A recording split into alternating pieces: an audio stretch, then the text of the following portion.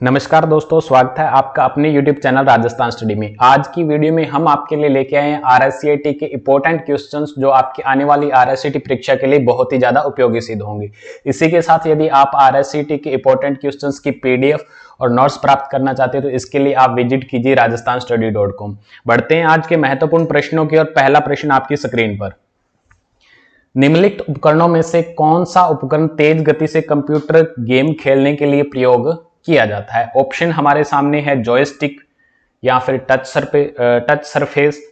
Option C हमारे पास है touch screen ये यहां लिखना था, कहीं मिस प्रिंटिंग की वजह से ये नीचे आ चुका है, टच स्क्रीन। और ऑप्शन डी हमारे पास है ट्रैक बॉल। इन चारों ऑप्शंस में से बताना है कि कौन सा वो उपकरण है जिसके माध्यम से हम कंप्यूटर के अंदर तेज गति से गेम खेल सकते हैं।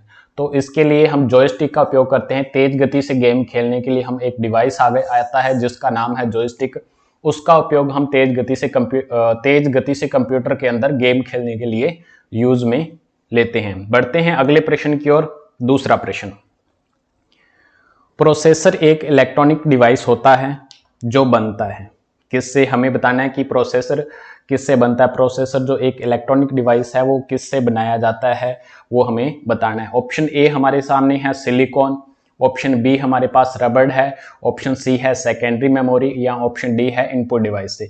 तो यदि प्रोसेसर की बात करें तो प्रोसेसर वो एक विशेष प्रकार की मिट्टी जिसका नाम होता है सिलिका अर्थात सिलिकॉन से बनता है। तीसरा प्रश्न,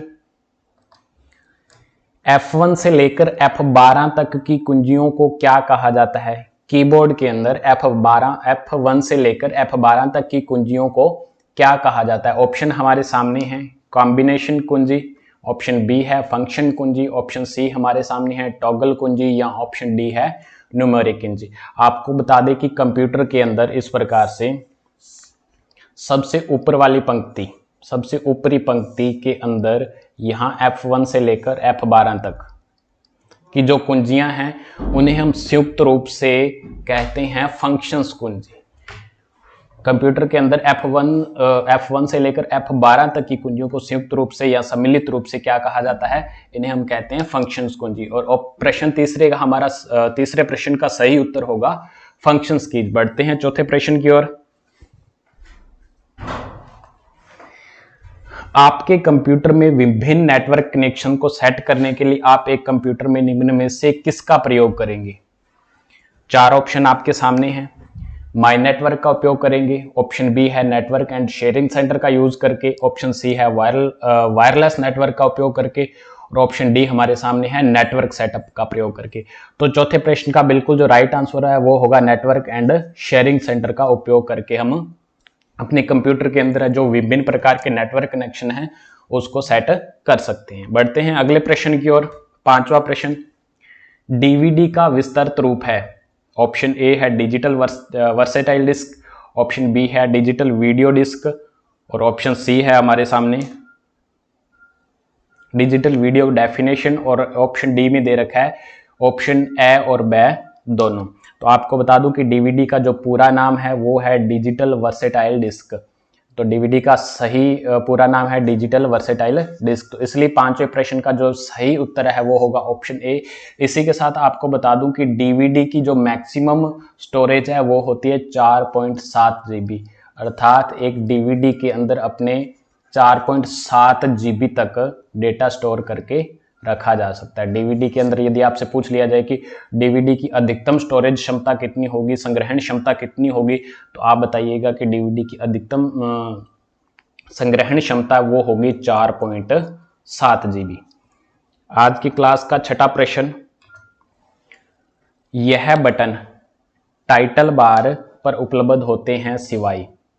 आपको बताना है कि नीचे चारों ऑप्शन में से बताना है कि कौन सा बटन टाइटल बार पर उपस्थित नहीं होता, क्योंकि यहां हमें दिया गया सिवाय। किस बटन के अलावा टाइटल बार पर उपलब्ध होते हैं ये बताना। ऑप्शन दिए हुए हैं minimise button, start button, maximise button और क्लोज बटन।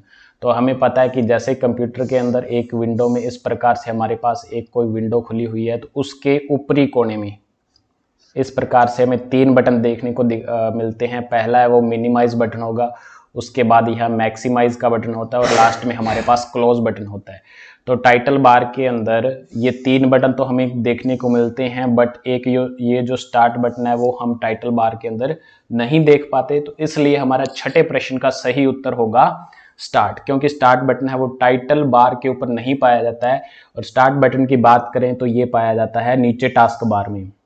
जैसे कंप्यूटर स्क्रीन के अंदर जो कंप्यूटर विंडोज है उसके अंदर यहाँ पे स्टार्ट बटन कुछ इस प्रकार से देखने को मिलता है, ऐसी इसकी संरचना होती है लगभग इस प्रकार से। तो ऐसा स्टार्ट बटन कंप्यूटर के अंदर यहाँ टास्क बार में देखने को मिलता है। यदि आपसे ये भी पूछ लिया जाए कि टास्क बार में कौन कौन से होते हैं, तो आपको पता होगा कि टास्क बार पे हमें यहाँ पे स्टार्ट बटन देखने को मिलता है, उसके बाद यहाँ पे जितने भी शॉर्टकट क्रिएट किए होते हैं वो भी हम देख सकते हैं, और इस तरफ आप टाइम है, क्लॉक है, वो भी यहाँ पे दिखाई देता है, या फिर अन्य जो फीचर हैं वो स्टार्ट बटन पे हमें देखने को मिलते हैं। बढ़ते हैं अगले प्रश्न की ओर। 7वां प्रश्न, कंप्यूटर का सबसे मूलभूत प्रोग्राम कौन सा है? ऑप्शन है हमारे सामने operating system, software program, application program, या इनमें से कोई नहीं। तो 7वें प्रश्न का बिल्कुल जो सही उत्तर होगा वो होगा ऑपरेटिंग सिस्टम, क्योंकि कोई भी कंप्यूटर ऑपरेटिंग सिस्टम के बिना चल ही नहीं पाएगा। जब तक उसमें ऑपरेटिंग सिस्टम नहीं डालेंगे तो वो कंप्यूटर संचालित नहीं किया जा सकता। तो इसलिए कंप्यूटर का जो सबसे मूलभूत, जो सबसे आवश्यक सॉफ्टवेयर की बात करते हैं तो वो कौन सा होगा? Operating system. 7वें प्रश्न का बिल्कुल सही और करेक्ट आंसर होगा ऑपरेटिंग सिस्टम। 8वां प्रश्न आपकी स्क्रीन पर, यूएसबी का पूरा नाम क्या है? Option a universal security block, बिल्कुल नहीं, ये हमारा सही नहीं है।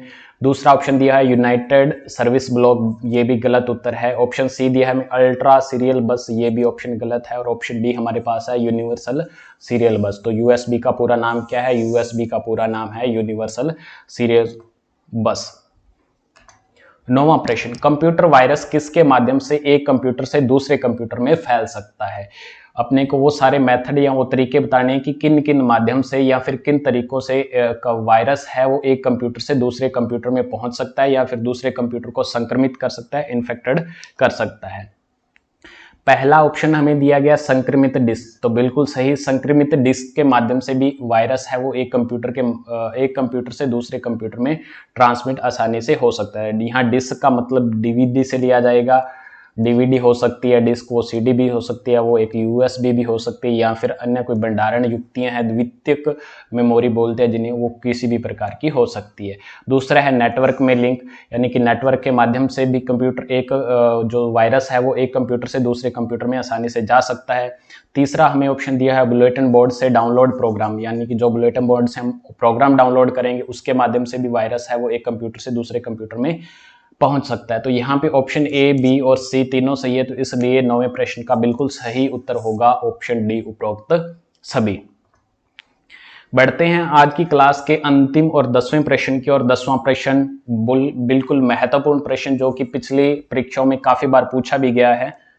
प्रश्न आपके सामने, वाईफाई का पूरा नाम क्या है? ऑप्शन आपके सामने है wireless fidelity, wireless factory, option C है वेब फैक्ट्री, या फिर ऑप्शन डी दे रखा है वेब फिडेलिटी। तो 10वें प्रश्न का बिल्कुल सही उत्तर है वायरलेस फिडेलिटी। तो आप याद कर लीजिएगा वाईफाई का पूरा नाम क्या होगा? Wireless Fidelity. आज की क्लास आपको कैसे लगी कमेंट करके जरूर बताइएगा। वीडियो अच्छी लगे तो वीडियो को लाइक कीजिए और दोस्तों के साथ शेयर जरूर कीजिए। यदि आप चैनल पे पहली बार आ रहे हैं तो चैनल को सब्सक्राइब जरूर कीजिएगा। मिलते हैं अगली वीडियो में, तब तक के लिए गुड बाय।